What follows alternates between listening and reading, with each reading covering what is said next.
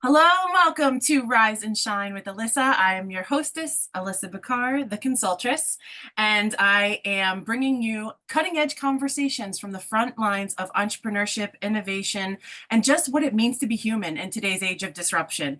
So I am so happy to introduce you today to my friend, Mark Abramovich. Mark, welcome to Rise and Shine. It's a pleasure to be here. Thank you, Alyssa. Yeah, man. Being a fellow New York expat, I feel like we should maybe have some bagels with these, but that's That's so many lives ago, right? that's the one disappointing thing about living in Florida. Bagels here suck.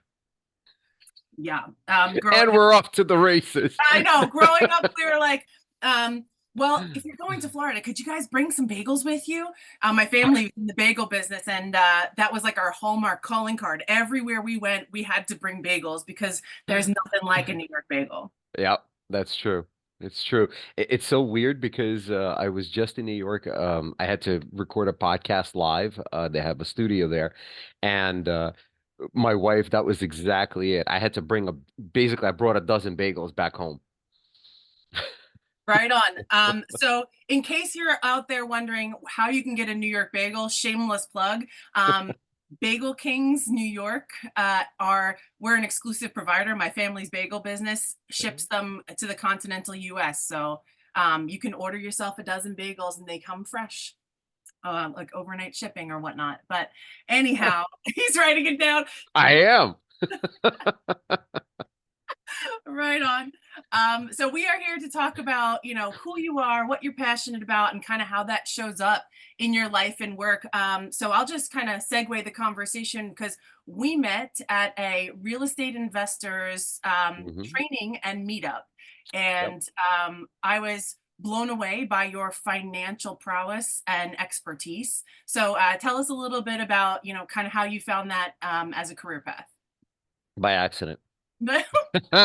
Okay. It's true. It's by accident because I had an engineering career. Real estate was an accidental side hustle that took over and became the main thing, kind of the main occupation, the main business. But it was by accident. What helped was that my engineering career was math, analysis, projects, order and, making order out of chaos. And it translated well into finance and real estate investing, financing, because it's again math and making order out of chaos. I mean, amen to that. I live in chaos. I love to like divine order from that chaos. But I do think that skill set of being analytical and logistical really lends itself to knowing, do your numbers play out in a real Hmm. estate game? When I found you in that day years ago, Hmm. you were talking about, running analysis spreadsheets on figuring out if something was a deal or no deal. Hmm. If you could make sure with all the contingencies and kind of hone in the back of the envelope numbers and make it a mathematical formula with a Yep. little bit of give and take. So I was really impressed with that. Did you build that for yourself and then realize that it was applicable in the world, or how did you come to create that tool? Exactly that way. It's a tool for me. I share it freely. It's available. Some days I look at it and I think that for someone who doesn't use it on a daily basis, it might be overwhelming and that there's a lot there. But the intent was not to build it for others. The intent was for me to have a tool that helps me. And then it was like, well, wait a minute. If it helps me this much, can others use it? Yes. Okay, great. Here you go, guys. Now, I tweak it and improve it all the time. And whenever I make an iteration, I, update it. So, yes, it's kind of in the back of my mind to make it a little bit easier to use, more intuitive, but that wasn't the intent, right? As I tell everybody, it's literally the tool I use. The latest iteration is a rough example was uh, I had I was working on potentially becoming a landlord, buying a property so that there could be sober living in it. And the person I was going to partner up with, the intention was that we would I would be the landlord, right? My wife and I, right? We would be the ones who own the property while the other person would be running their sober living business out of it. And it was interesting because I had to break apart the landlord part from the business part. And so I went into my spreadsheet and now, added this entire separate portion that I needed for me. And then I'm in a BNI chapter, and I had some fellow members approach me about an Airbnb arbitrage. And I said, I have a tool. We can figure this out. So, That's great. And so mhm, like I love what you said about like building it out like I go first. I think yep. in this age of disruption, so many people are wondering like, are you what you say you are and do you live what you say you do?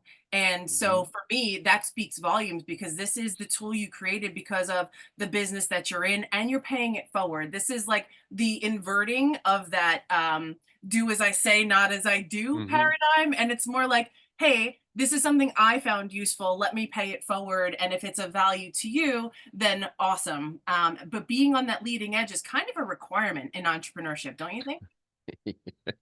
Yes, we are the tip of the spear. The little, if you've ever had a great set of knives that use just wrong, and that tip, it just goes, that's us. Oh, say more. Like, tell me, I know you have a story behind this. That we're the tip of the spear in Oh. entrepreneurship. Like, I feel like, so for me, my Hmm. story is all of my personal growth came through the grand pursuit of business because Hmm. that was what I needed to be able to like address the limitations and see that there was something bigger and a result that I wanted on the other side of my frustrations or my limited thinking. So, Hmm. to me, I always see that I'm living on that growth edge. And now that I know what it feels like to live there, I can't go back. True. I have two stories about it. Story one, well, story one is yesterday, my wife and I were talking about something, and we were discussing an issue that popped up. And I said, okay, well, you know what? Lesson learned. And then both of us laughed and said, we're kind of tired of learning lessons. Sometimes, I just want to implement. I'm a little tired of the lessons all the time. Um, and the second kind of part of this is be careful what you name yourself. So my nickname is Mark the Lender. And the lender, I always laugh and I tell people the T in the is a small one. It's not to say I'm the lender. I'm the lender as opposed to the baker, the software developer. Funny enough, there's other Mark Abramoviches out there that you can Google, and there's a principal, a doctor. So my nickname is more of, kind of just to separate me out. But what I didn't expect is that when I took on that moniker and I little by little started embodying it, the learning curve that came with it. If you're going to get up in front of people and say, I'm Mark the lender, you better know your numbers. You better understand lending. You better have the knowledge to back it up. And what was funny is I didn't quite anticipate it. And then all of that, the crash course of now having to pick up everything that goes with the name. So there's your leading edge. Yeah, we're just going to open that up a little bit. So, yeah, we commit to that which is bigger than us, whether we know it or not. And then we Hmm. address the growth curve or the tsunami that crashes on us as we go. Like, this is like baptism by fire. This is what like entrepreneurship is. You make this statement or whatever, and then you're like, oh, well, I'm going to find out real quick, or maybe over a longer period of time, what is in the way that does not align with this decision. So you decided to be Mark the lender, Hmm. much like I decided to be the consultress. And it Hmm. comes with responsibility, right? So Yep. for you deciding on being the lender, what were some of those learning curves or things you learned after you made the declaration that you had to train yourself up on? I had to learn about it. I had to be the expert in the room. Not, this isn't an ego. Okay, I have to be the expert. No, but I had to be the expert. I had to have the knowledge to back up what I was saying. It's listening to other speakers, for example. Uh, I'm not a fan of fluff. I need content. right? When when presenters start presenting, there's usually the warm up period. There's the, hey, you guys are great for being in the room. I got it. I've been to presentations, I've given presentations. I need the content, right? But I need the content. I need those nuggets. I need the pieces of information that I'm there for. And so in my case, it's the same thing. I want to make sure that when I open my mouth and say something, that is the nuggets of information. I can't just be like, rah, rah, you guys can do this too. How? I don't know, but you can do it. That doesn't fly with me. So I, right? So I have to be there, and if I'm up there telling you, okay, here's how you analyze a project. Well, guess what? Don't forget, somebody has to file taxes. You're gonna have to pay an accountant. I have to bring that, right? I have to make sure to say, someone has to file the taxes. You're gonna be paying an accountant, and remember to bring that up, that content. And so embodying the name means I have to have that knowledge. It means I have to currently be on the cutting edge. I can't stop. For example, some days so as I do more and more loans, part of it is now translating into, okay, I have this wealth of knowledge that I share about, lending and finance, and it's more than just loans. When I teach finance, when I talk about financing in general, I don't just talk about, oh, I do hard money. You got to borrow hard money for everything, right? Hard money, borrowing, that's what you got to do. No, the idea is here's how you finance a deal. Hard money is one of the parts. And if you want hard money, hey, great, come to me, right? But I need to be able to explain the finance. That entire part needs to be covered. That's the um, that's the bigger part. That's the passion. That's uh, the embodiment, the growth, and being consistently better. I can't stop lending because that's the material that now gives me the content to talk about, right? I love I don't want to be the guy who stopped lending 10 years ago and he's telling you about stuff that was done 10 years ago. I can't do that. So there's always this push and pull of, okay, well, I'm working on loans, I'm talking about it. Working on loans, I'm talking about it. Yeah, absolutely. So I love that your never constant and never ending improvement is Hmm. always learning as you're lending. And so that aligns perfectly with your ability to help and empower and educate your clients that come to you for that expertise, because nobody gets successful alone, not in real estate, not in business, but bar none. Everybody has someone that helps them where they are not proficient. So having that skill and proficiency in the lending space, Hmm. then you turn around and say, okay, well, if you've got deal flow and you're looking to analyze deals, I can be that partner with you. And that's a huge resource, because most people who think about getting into real estate investing, they don't understand a lot of the times. They don't know what they don't know. Just like you didn't know what came with the Hmm. title, Yep. they're, I'm going to go buy houses, and then, I have to figure out the business model of this. I have to Yep. figure out the lending piece, the deal flow piece, the network piece, and figure out, do I want to flip? Do I want to buy and hold? Do I want to arbitrage Airbnbs? Hmm. But knowing how to go to people that have the expertise that can inform you, like, this is a special skill set, and this is kind of like where I love to play, to help people like walk through their thinking a little bit around, what it is that you really want. What's the clarity? Why are you coming into real estate? What is it that you want from it? Do you want the accolades and the ego? Do you want the passive income? Do you want to get in there and swing hammers and see a renovation project come to life? Because that, my friend, is what really matters. Knowing yourself Hmm. so that you can gather the right team around you is really important. So I'm going to toss this one back in your backyard. Sure. Being the lender, what are some of the important partners that you gather around you to make your real estate investments better and improve all the time? There's a list. Um, so We want your Rolodex. That's what I'm asking. Yep. Yep. No, I got it. I'll tell you. Big realizations for me were that it's not a standalone business, that I'm not alone, and that yes, I do need a team. And it was funny. The biggest realization that I was on a team was when one of my clients sent out an email to myself as the lender on the deal, the realtor that was on the deal, and I forget somebody else that was on there. And she addressed it as, "Hi, team. Here's what we're doing." And I'm reading the email and I'm thinking, oh my God, I am on her team. I'm not a part of her company, right? Like I'm not a member of the LLC, but I am on her team. I am that component, right? When it comes to financing for her projects, I am that piece of her team. And so it was a big realization for me that I was on somebody's team. And then I started looking at my own. I have an accountant, I have an attorney, I have now, and here's where, I have somebody now that I'm working with for marketing and a CRM for my business that I'm going to for that. I have my capital providers and sources of capital. And then it dawned on me that I have a mentor. So I have somebody who I get on a weekly call with and kind of lay out what I've accomplished for the week. We discuss what my goals are. We discuss the next steps and what I need to get done.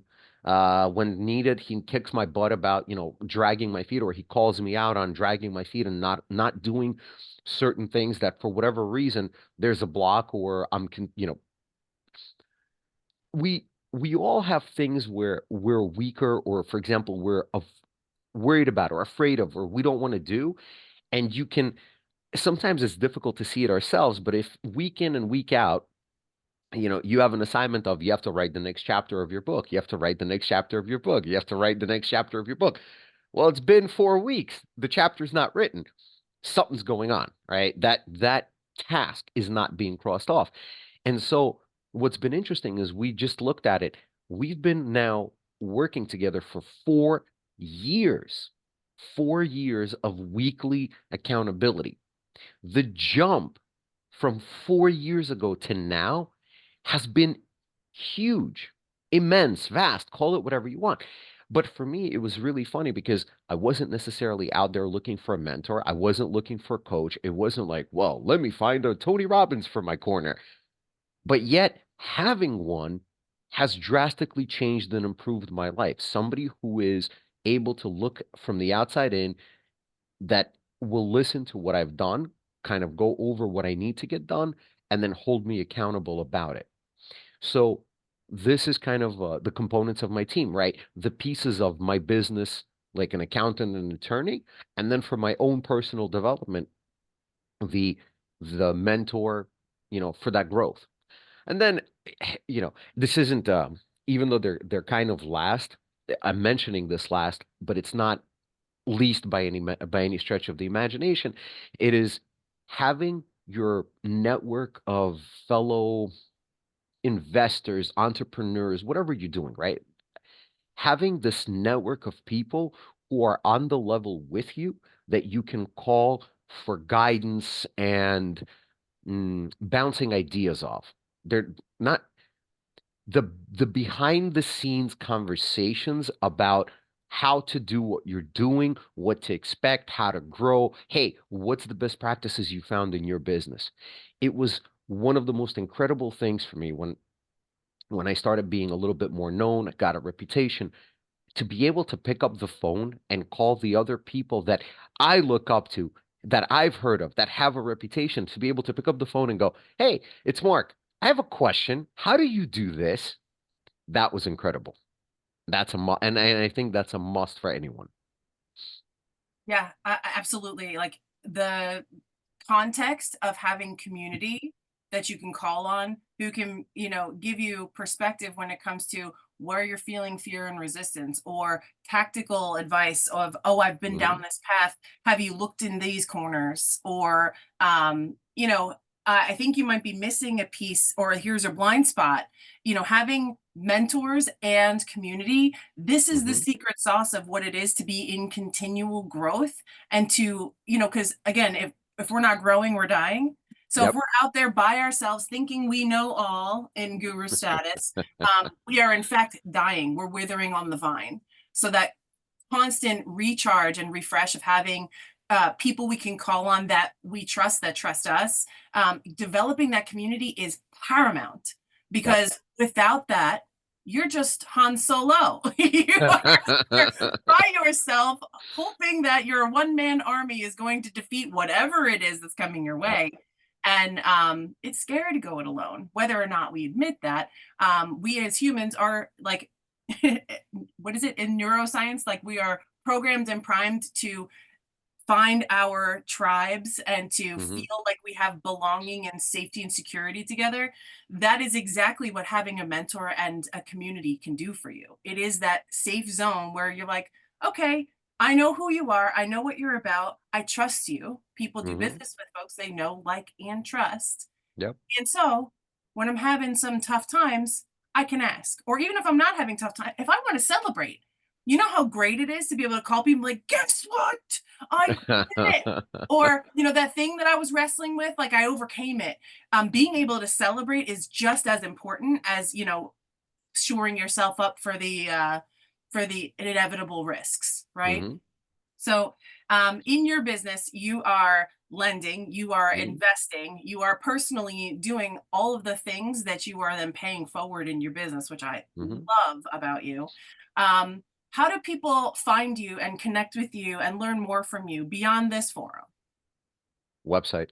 Just www.mearsgroupllc.com. M as in Mark, I as in Inga, R as in Robert, S as in Sebastian, group, LLC.com.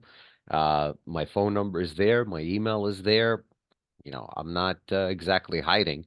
So reach out. Right on. So Mark the Lender or Hmm. MIRS Group LLC.com. That's Uh, right. those M for Mark, I for Inga. I mean, Yep. are those the names that the Yes. acronym is for? Yep, it is. Inga is my spouse. Yeah, Robert and Sebastian are my kids. The funniest part was quite a few years ago, my older son turned around and when we were discussing this, he goes, when you die, I'm going to change the name of the company. And I said, "Excuse me, what?" And he goes, "Well, I'm gonna have a different family at that point. Like I have a family of my own. We'll have different initials." I said, "Okay, got it. You're out of the will, but I understand." Listen, kid, what you want, but that's on your own terms, right? Like we Yeah. want to promote our families to be able to have that strength and independence to go their own way and do their own thing. My son just told me yesterday he's saving up $2,000 because he wants to buy his own cell phone so he can make his own rules. I'm like, cool. How long is that? So yeah, out of the mouths of babes, but there is true wisdom in there. They mine constantly are, challenging my thought process. They are private lenders in my business, Hmm. teaching them young to be able to share with the world and their friends, and actually like it's growing by accident. All their friends like, can we invest with you? Like, listen, this is Okay. a conversation and an education I need to have with your parents first. And, but having them on the front lines of saying, you know, deploying your money and putting your money to work is Hmm. actually one of the best ways to earn passive income. And isn't that what we all want? To be able to build something that is something we can hand down to our kids, our education and our wealth, and say, look, make a better life with this foundation we set up for you.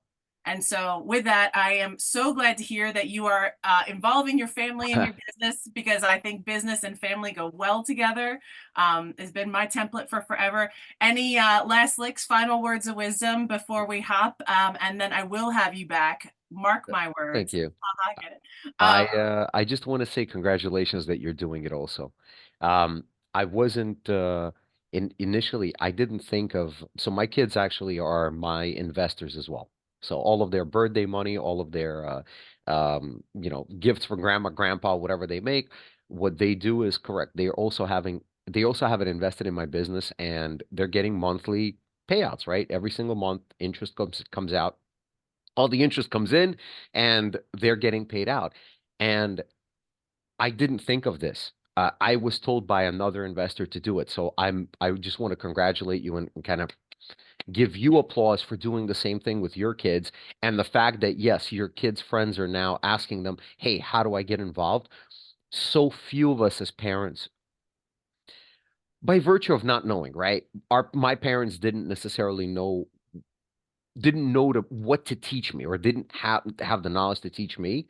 So I'm grateful that I've been able to pick this up and give this to my kids, and that another investor told me about it, that they were doing it with their kid. And so I want to congratulate you for doing that with yours. Thanks, man. I had somebody say, "Can you teach all parents how to do this?" So like, yes, come on Working in. on it. Yeah, right, exactly. Those that show up go up. And when you want to instill good values and empower your family and your clients, like being in alignment with how you live Mhm. and you get to ripple that out and pay that forward, that is like the stuff of life. It's why we're here. So, Mark, I am just so thrilled and privileged to be able to have this conversation with you. We will be back again. For now, like, subscribe, hit some comments. What did you find most valuable here in this conversation? And what would you like us to bring to you next time we get together? Because those that learn together and grow together succeed. So, to you in prosperity, join us every Monday at 7:30 a.m. Eastern Time, a new Rise and Shine broadcast every single week. Until then, stay tuned to the same bat time and the same bat channel. So long.